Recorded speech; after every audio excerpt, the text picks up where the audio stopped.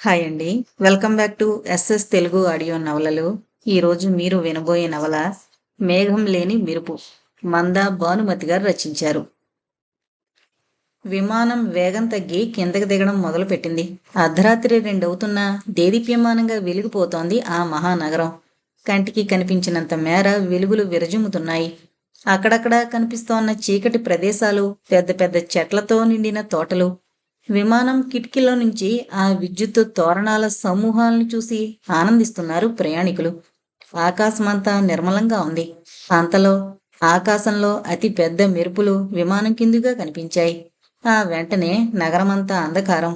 నగరంలో ఉన్న వారికి మెరుపులు మెరిసించోట చెవులు బద్దలయ్యే ధ్వని కూడా వినిపించింది. ఎక్కడా మబ్బుతునక లేదే, ఇంత పెద్ద మెరుపు, ఆ పైన చీకటి.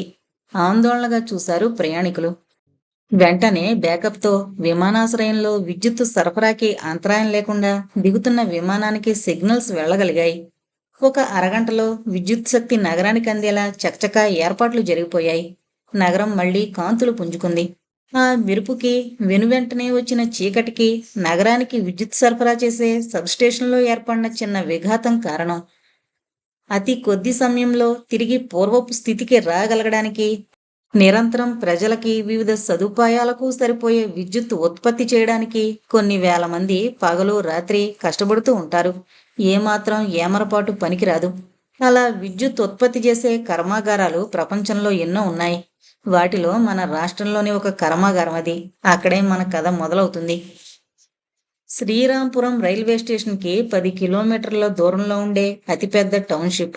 చుట్టూ కొండలు, పచ్చని ప్రకృతి మధ్య తీరైన రహదారులతో కన్నుల విందుగా ఉంటుంది. ఆ టౌన్షిప్ సుమారు 1200 మెగావాట్ల విద్యుత్ శక్తిని ఉత్పత్తి చేసే అతిపెద్ద థర్మల్ పవర్ స్టేషన్కి సంబంధించింది. ఒక స్టేజ్తో 60 మెగావాట్లతో ప్రారంభమయ్యి అంచెలంచెలుగా ఎదుగుతూ 5 స్టేజులతో అంత అత్యధిక ఉత్పత్తికి చేరింది. విద్యుత్తుత్పత్తి కర్మాగారం చుట్టూ నలుపక్కల 4 కాలనీలున్నాయి. వాటిలో అందులో పనిచేసే ఉద్యోగులు నివసిస్తూ ఉంటారు. ఆ రోజు హడావిడిగా పరుగులు పెడుతూ పెద్దగా మాట్లాడుకుంటూ వెళుతున్న జనాల్ని చూసి ఇంట్లో నుండి బయటకొచ్చాడు చంద్రమౌళి. ఏమైంది? పక్కనుంచి వెళుతున్న 10 ఏళ్ల కుర్రాన్ని అడిగాడు. చెయ్యి ఏమో అన్నట్టు తిప్పి పరిగెట్టాడు వాడు. అందరి మొహాల్లో ఆదుర్ద. ఎవరూ ఏమీ చెప్పేట్లు లేరు. మౌళి ఇంట్లోకి వెళ్లి తలుపుకి తాళం వేసి బైక్ మీద బయలుదేరాడు. సి కాలనీ పక్కనున్న మైదానం దగ్గర అందరూ వృత్తాకారంలో నిలబడి ఏదో వింత చూస్తున్నారు. కోతుల్ని ఆడిస్తున్నారేమో, రోజు ఉండేదే కదా అనుకుంటూ బైక్ దిగి స్టాండ్ వేసి కొంచెం నిదానంగా కనిపించిన వాడిని అడిగాడు. ఏంటి హడావిడి? చీఫ్ ఇంజనీర్ గారి మనవడు పాము. ఆదురుదాగా అందర్నీ నెట్టుకుని గుంపులోకి వెళ్ళాడు. అంతకు ముందు రోజే మౌళి ఆ అబ్బాయి బబ్లుని కలిశాడు. పెద్ద కళ్ళు, ఇంతలేసి బుగ్గలు, ముద్దు ముద్దు మాటలతో కనిపించిన వాళ్ళని ఆకట్టుకుంటాడు. 3 అడుగులు పైనే ఉంటుంది. తాచుపాము. 2 చేతులతో దాని తలని పట్టుకుని పకపక నవ్వుతూ గుండ్రంగా తిరుగుతున్నాడు బబ్లు.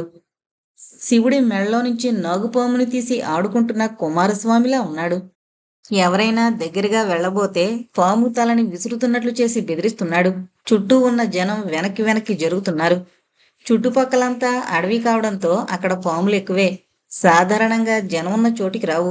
బబ్బులు ఎక్కడ పట్టాడో మరి. తల అటు ఇటు తిప్పలేక దీనంగా చూస్తోందా పాము. గిరుక్కున వెనక్కి తిరిగి బైకు స్టార్ట్ చేసి వెళ్ళిపోయాడు మౌళి. సారికి భయమైనట్లుందిరా, పారిపోయారు ఒక ధీశాలి. పొక్కున నవ్వారందరూ. మీరు మాత్రం ఏం చేస్తున్నారా? ఒక పెద్ద మనిషి అరిచాడు. మీదికి రాకు బాబు. ఎవరిదో ఆక్రందన. వృత్తం పెద్దదయింది. 3 ఏళ్ల బొబ్బులు మాత్రం తాండవం చేస్తున్నాడు. అమాయకమైన ఆ మొహంలో ఎంత ఆనందమో. బొబ్లు పెద్దగా అరుస్తూ సిఐ గారి కోడలు సుధీర పరిగెత్తుకుంటూ వచ్చింది. జనం పక్కకు జరిగి త్రోవిచ్చారు. ముందు వెనక చూసుకోకుండా బబ్లు దగ్గరికి వెళ్లబోతున్న సుధీరని అప్పుడే బైక్ పార్క్ చేసొచ్చిన మౌళి చెయ్యి పట్టుకుని ఆపాడు. అందరినీ వెనక్కి జరగమని ముందుకెళ్ళి 2 చేతులు చాపి చూపించాడు మౌళి. బబ్లు, నీకోసం ఏం తెచ్చానో చూడు. బబ్లు చేతుల్లో పాము లేదు అన్నట్లుగా ఆ పాము కేసి చూడకుండా మృదువుగా పిలిచాడు. Hi KitKats. అంకుల్, 2ఏనా? 10 ప్రామిస్ చేశారు కదా. పామును వదిలేసి 10 వేళ్లు చూపిస్తూ పరిగెత్తుకుంటూ వచ్చి మౌళి చేతుల్లో ప్యాకెట్లు లాక్కున్నాడు. సుధీర్ ఒక్క ఉదుటున బొబ్లుని ఎత్తుకుని కళ్ళ నిండా నీళ్లతో కృతజ్ఞతతో చూసింది మౌళిని. నిస్త్రాణగా అయిపోయిన పాము నీరసంగా జరజర పాకుంటూ వెళ్ళిపోయింది. జనం భయం భయంగా పక్కకి తప్పుకోగా బొబ్లుని దింపి వీపు మీద ఒక్కటిద్దామని చెయ్యెత్తింది సుధీర. నోనో, వాణ్ణెత్తుకుని బైక్ దగ్గరకు వచ్చాడు మౌళి. సుధీరని వెనక బొబ్లుని ముందర ఎక్కించుకుని కిలోమీటర్ పైగా దూరంలో ఉన్న సీఏ గారి ఇంటికి వెళ్ళాడు. హాల్లో కూర్చుని కాఫీ తాగుతూ వరండాలో జరుగుతున్న పంచాయతీని నవ్వుతూ గమనిస్తున్నాడు మౌళి. బాబు ఇంట్లోపలికి వెళ్ళాడమ్మా, మీరంతా ఉన్నారని నేను వెనక పక్కకెళ్ళా. బొబ్లుని ఆడించడానికని పెట్టిన 15 ఏళ్ల సరసి ఏడుపు గొంతుతో చెప్తోంది. వాచ్మెన్ని చూస్తుండమని చెప్పొద్దా? చెప్పానమ్మా. ఏం యాదగిరి? లోపల పంపు పాడైంది కదమ్మా, బాగు చేసేవాడొస్తే నేను ఎత్తుకునే మాట్లాడుతున్నా. ఎప్పుడో చేతుల్లోంచి జారుకున్నాడు. తప్పు ఒప్పుకుంటూ యాదగిరి కాళ్ళ మీద పడబోయాడు. సర్లే, ఇంకెప్పుడు గేటు వేసే ఉంచు. తీసినప్పుడు కిందకి చూస్తుండు. కాళ్ళ సందులోంచి జారిపోతాడు. మొహం మీద ధారగా కారుతున్న చెమటను తుడుచుకుంటూ హాల్లోకొచ్చింది సుధీర. చీఫ్ ఇంజనీర్ గారి భార్య భారతి బబ్లుని తీసుకుని తమ గదిలోకి వెళ్లి వాడికి జాగ్రత్తలు నేర్పుతోంది. వాడు కళ్ళని ఇంకా పెద్దవి చేసి సగం తిన్న కిట్కాట్ని నానమ్మ గద్వాల్ చెరకి పట్టిస్తున్నాడు. ఏడీ హీరో? ఏదో అడ్వెంచర్ చేశాడట. బిఎస్సీ చదువుతున్న సిఈ గారమ్మాయి ఉషా ఇంట్లోకొస్తూనే హడావిడి చేసింది. హాయ్, మౌళి పలకరించాడు. హలో, మీరేనట్టుగా సేవియర్, థ్యాంక్ యూ. ఉష కృతజ్ఞతగా నవ్వింది. సిఏ శ్రీనివాస్ గారు ఆ పవర్ ప్లాంట్కి అధికారి. అక్కడికొచ్చి 2 సంవత్సరాలవుతోంది. ఉష టౌన్షిప్కి దగ్గరలో ఉన్న శ్రీరాంపురంలో బిఎస్సీ ఆఖరి సంవత్సరం చదువుతోంది. మౌళి ఐఐటి చెన్నైలో ఎంటెక్ ఎలక్ట్రికల్ ఇంజనీరింగ్ చేస్తున్నాడు. మౌళి తండ్రి శ్రీనివాస్ క్లాస్మేట్స్. 3 నెలల ప్రాజెక్టు వర్క్ కోసం ఆ పవర్ ప్లాంట్కి వచ్చాడు మౌళి. శ్రీనివాస్ రమ్మని పిలిస్తే 1 నెల అయింది. ఖాళీగా ఉన్న ఫర్నిష్డ్ క్వార్టర్స్లో ఉంటున్నాడు. అప్పుడప్పుడు సీఏ గారింటికొచ్చి అందర్నీ పలకరించి భోంచేసి వెళుతుంటాడు. సుధీర బబ్లుని తీసుకుని 1 వారం ఉందామని 2 రోజుల క్రితం వచ్చింది. శ్రీనివాస్ గారి అబ్బాయి వేణు బెంగళూరులో సాఫ్ట్వేర్ ఇంజనీర్. ఆఫీస్ పని మీద జర్మనీ వెళ్ళాడు. చాలా థ్యాంక్స్ బాబు. నువ్వు సమయానికి వెళ్ళకపోతే ఏమయ్యేదో. తలుచుకుంటే గుండె ఆగిపోయేటట్లుంది. భారతి బబ్లుని ఎత్తుకుని హాల్లోకొచ్చింది. మొదట్లో నాకు కూడా కాళ్ళు చేతులు ఆడలేదంటే అచ్చు పాముల్ని పట్టేవాళ్లు పట్టుకున్నట్లే పట్టుకున్నాడు మిరకిల్. మౌళిని అభినందనపూర్వకంగా చూసింది ఉష. సీఏ గారింటికి కిలోమీటర్ దూరంలో లేబర్ కాలనీలో ఒక ఇంట్లో పరిస్థితి హృదయ విదారకంగా ఉంది. వామ్మో, ఇదెక్కడ గోలరో నాయనో, నేనేం చేతురా దేవుడో, నీ నోట మనుబడా. రోజు తాగొచ్చి జీతమంతా సారా కొట్టాడు ఎదన కొడతా ఉండవు కదరా. లక్ష్మమ్మ చిందులు వేస్తోంది. లక్ష్మమ్మ వీర్రాజులకి 4 పిల్లలు. పెద్ద పిల్ల నరసి సీఏ గారింట్లో పనిచేస్తోంది. దానికి తిండి బాధ లేదు, వాళ్లే చూసుకుంటారు. పైగా 10th కట్టించి ప్రైవేట్ కూడా చెప్తున్నారు అమ్మగారు. ఆఖరోడింకా పాలు తాగుతున్నాడు అమ్మ దగ్గర. సంకురాత్రికి 1 ఏడాది నిండుతుంది. మధ్య మగపిల్లలిద్దరూ బడికిపోతున్నారు. మధ్యాహ్నం అక్కడే అన్నాలు కూడా పెడతారు. అంతా బాగానే ఉంది కదా, నాకేం లోటు అనుకుంది లక్ష్మమ్మ మొదట్లో. వీర్రాజు పవర్ ప్లాంట్లో వర్కరు. బాయిలర్ దగ్గర పనిచేస్తాడు. ఆ వేడిలో 8 గంటల పైగా పని చేసి చేసి కాకపట్టిపోయాడు. నడుం పట్టేత్తందిరా, అటు ఇటు మెదలడం లేదు. రోజు వీర్రాజు మొత్తుకోవడం విని ఒకసారి సారా కొట్టుకి తీసుకెళ్లాడు తోటి పనివాడు. ఓ సీసా పట్టిరా, నడుంగిడు మాయం. మొదట్లో 1 సీసాతో అయిన అలవాటు 3 సీసాల వరకు తెలింది. షిఫ్ట్ ఎప్పుడైతే అప్పుడు కాళ్ళు సారా దుకాణం కేసి నడిచేవి.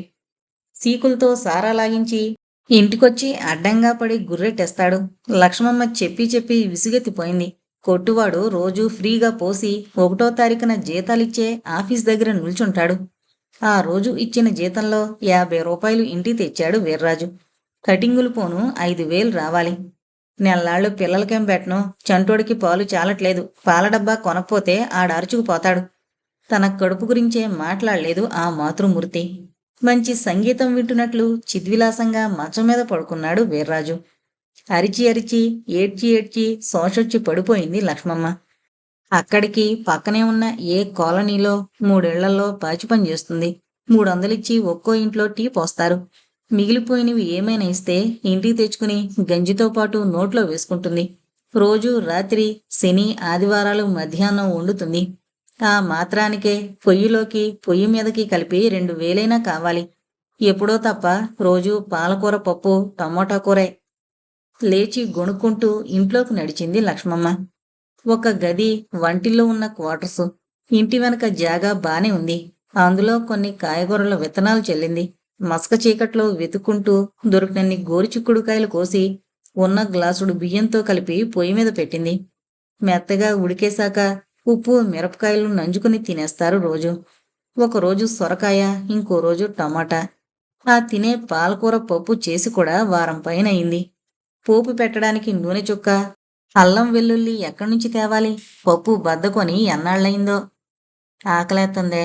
నెరసొచ్చింది నీరసంగా. కళ్ళల్లో ఉన్నాయి ప్రాణాలు. ఏందే, ఏమైంది? ఒక్క ఉదుటను లేవబోయి కళ్ళు తిరిగి కూలబడింది లక్ష్మమ్మ. ఇయాల నా కనబెట్టడం మరిశారమ్మా. ఎల్తాననంగానే సరేనన్నారే. అందరూ ఏందోలాగున్నారు. మరి బాబు? సాయంత్రం జరిగిందంతా చెప్పింది. పోన్లేమ్మా, ఆ బాబు మంచిగున్నాడు గందా. ఉన్నదే సర్దుకొని తిందారి. నాలుగో సత్తుపళ్ళెం కూడా తీసి వండింది సర్దింది. సగం సగం నిండిన కడుపులతో ఖాళీని నీళ్లతో నింపి కాళ్ళు ముడుచుకుని పడుకున్నారు ఇంటుడు మంది, ఒక్క వీర్రాజు తప్ప. మరునాడు పొద్దున్న ఇంకొక చుట్టు కాఫీ. చీఫ్ ఇంజనీర్ శ్రీనివాస్ వరండాలోకొచ్చి పేపర్ తీస్తూ అన్నారు. బబ్లు చేయి పట్టుకుని ఇంటి ముందున్న లాన్లో పచార్లు చేస్తున్న భారతి లోపలికి నడిచింది. చేతికందినని నందివర్ధనం పూలని తెంపి తాత దగ్గరగా వచ్చి అందించాడు బబ్లు. వాడిని ఎత్తుకొని సన్నని తోవ మీద నడుస్తూ తోటలోకి వెళ్లారు సిఐ గారు. మొక్కలకి గొప్పులు తవ్వుతోన్న మాలి లేచి నిలబడి నమస్కారం చేశాడు. సిఐ గారి ఇల్లు చాలా పెద్ద ఆవరణలో ఉంది. ఇంటి ముందు లాను, పూల చెట్లు, తీర్చిదిద్దిన బాటలు. గేటు తీసుకుని ఇంట్లోకి వెళుతుంటే అటు ఇటు రంగురంగుల మెట్ట తామరలు స్వాగతం పలుకుతాయి. వాటి వెనకగా నిలువెత్తు ఎర్రని ముద్ద మందారాలు. పూల బరువుకి కొమ్మలు వాల్చి నందివర్ధనం పూలతో సరాగాలాడుతుంటాయి. కొంచెం పక్కకు వెళితే గులాబీ తోట. తెల్లని, ఎర్రని, పచ్చని గులాబీలు అన్నీ సహజమైనవే, హైబ్రిడ్ కాదు. సువాసనలు వెదజల్లుతూ ఆహ్లాదాన్ని కలిగిస్తుంటాయి. బొబ్లు కిందకి జారి గులాబీ తెంపబోయాడు. ముళ్ళుగుచ్చుకుంటాయిరా. భారతి చేతిలోని కాఫీ కప్పు శ్రీనివాస్కిచ్చి బొబ్లుని పక్కకి లాగి వరండాలోకి మళ్ళింది. గుండెల నిండా చల్లని గాలి పీలుస్తూ కాఫీ రుచిని ఒక్కో గుక్క ఆస్వాదిస్తూ తాగి శ్రీనివాస్ వరండాలో పేము కుర్చీలో కూర్చుని పేపరు చేతుల్లోకి తీసుకున్నాడు. వెంటనే బొబ్బులు తాత ఒళ్ళోకెక్కి పేపరు తీసేసి కళ్ళజోడు లాగేశాడు. అరే, ఇలాగీయి. ఫ్రేముని మరింత గట్టిగా ఉడుంపట్టులో బిగించాడు. ఇదొక్కటే ఉందిరా, విరిగిందంటే ఆఫీస్ పని గోవిందా, ప్లీజ్. మెల్లిగా వాడి చిట్టి చేతుల్లోంచి విడిపించుకోవడానికి విశ్వ ప్రయత్నం చేస్తున్నారు సిఐ గారు. Good morning sir. కంగారుగా లోపలికొస్తూ విష్ చేశాడు Vamsikrishna, divisional engineer, coal plant incharge.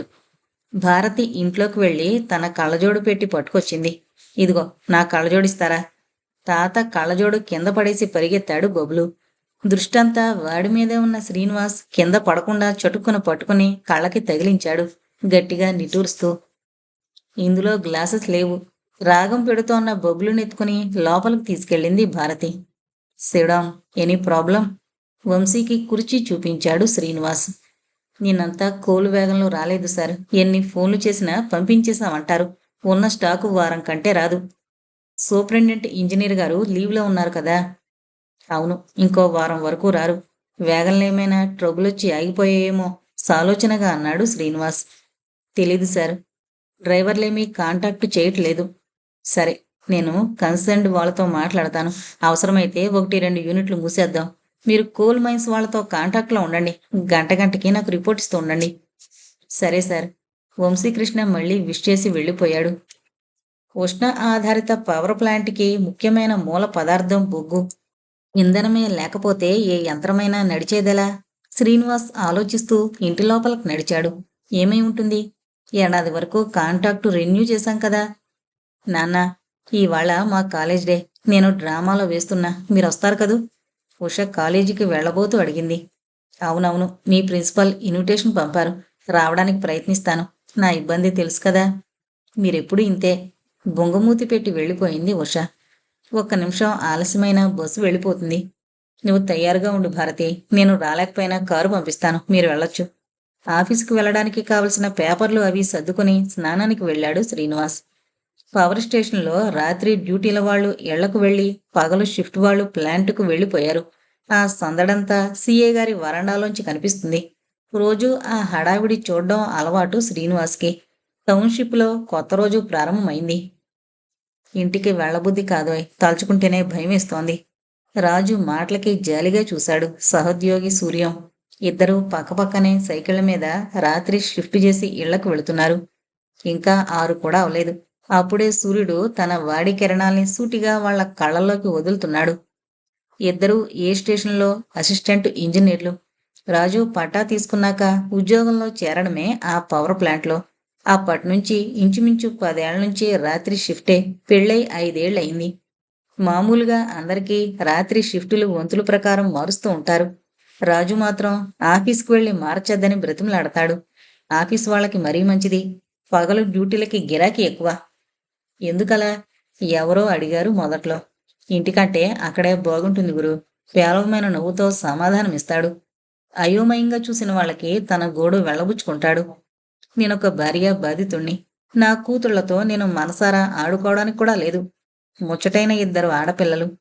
పొద్దున్న వెళ్ళంగానే స్నానం పలహారం కానిచ్చి పక్కెక్కేస్తాను. మధ్యాహ్నం భోజనం, మళ్ళీ నిద్ర. రాత్రి ఎప్పుడవుతుందా అని చూసి చలో డ్యూటీ. మరి ఎవరైనా పెద్దవాళ్ళని రప్పించి చెప్పించొచ్చు కదా. ఎన్నాళ్ళు పడతావిలా? పోనీ మన కాలనీలో పెద్ద మనుషుల్ని తీసుకురామా? అదే అయింది గురు.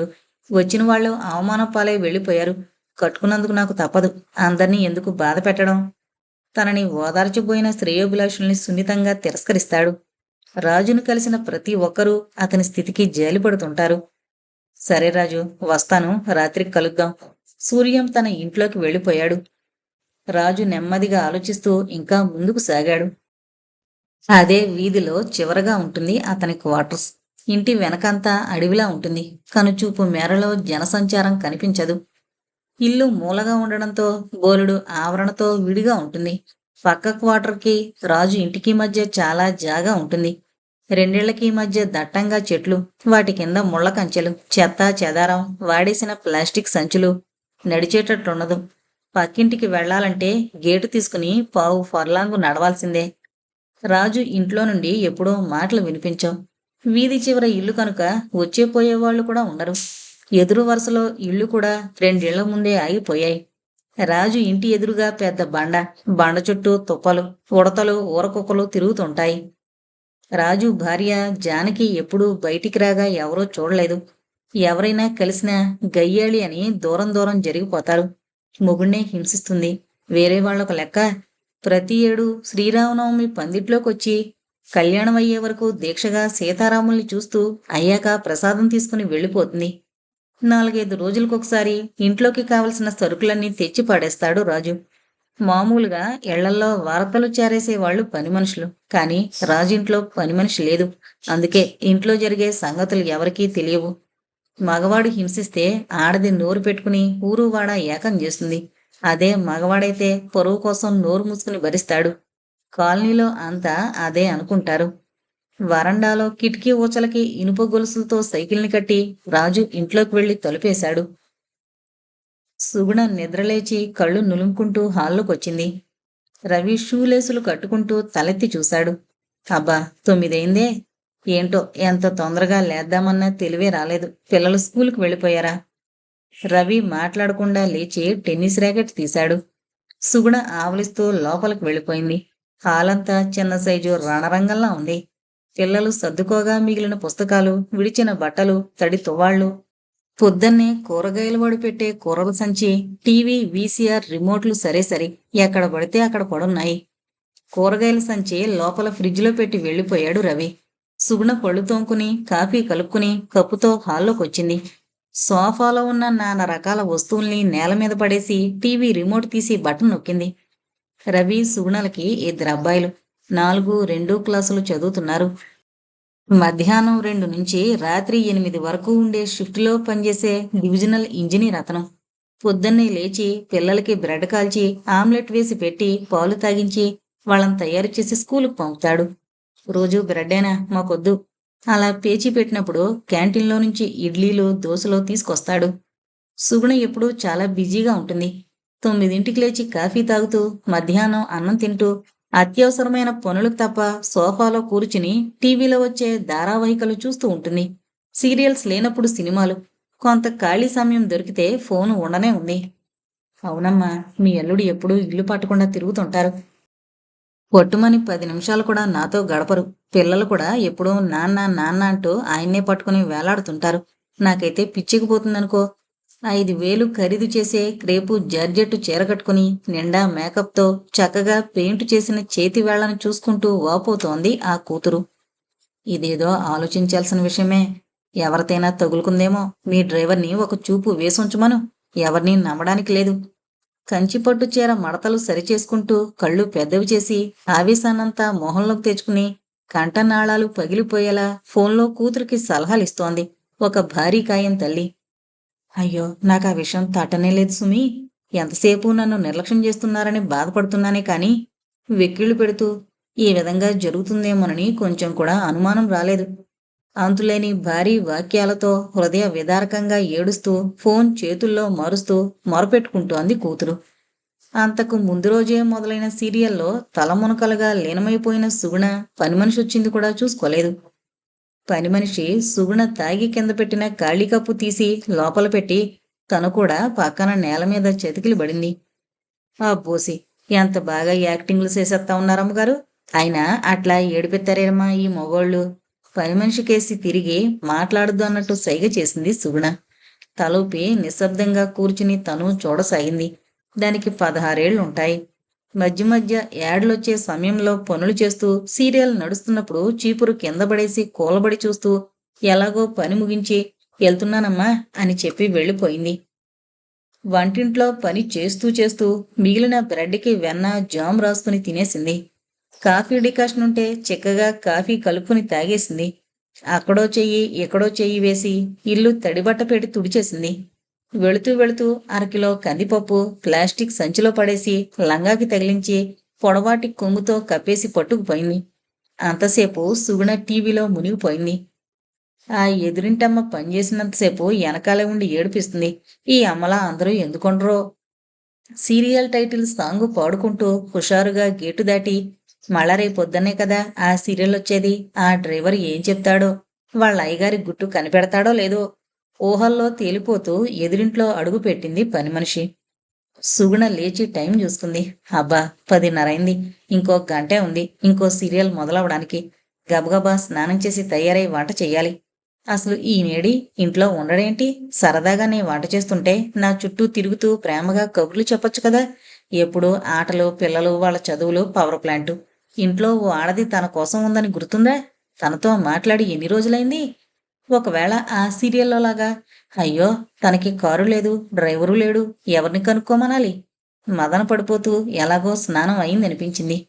తామిద్దరూ భార్యాభర్తలేనా? ఒకే ఇంట్లో ఉంటున్న అపరిచితులా? ఓ ముద్దు ముచ్చట ఎన్నాళ్ళైంది? సుగుణకి ఒళ్ళంతా చెమటలు పోశాయి. రవి టెన్నిస్ అయ్యాక వస్తూ వస్తూ ఇంటికి కావలసిన సరుకులు తీసుకొస్తాడు. స్నానం చేసి పిల్లల పుస్తకాలు, బట్టలు సర్ది తన బట్టలు ఇస్త్రీకి పంపేవి, ఉతకవలసినవి వేరు చేసుకుని ఇల్లు తనకి తోచినట్లు ఒక మాదిరిగా సర్ది భోజనానికి కూర్చుంటాడు. సుగుణ పప్పు, ఒక కూర, అన్నం వండేసి టీవీ దగ్గర కూర్చుంటుంది.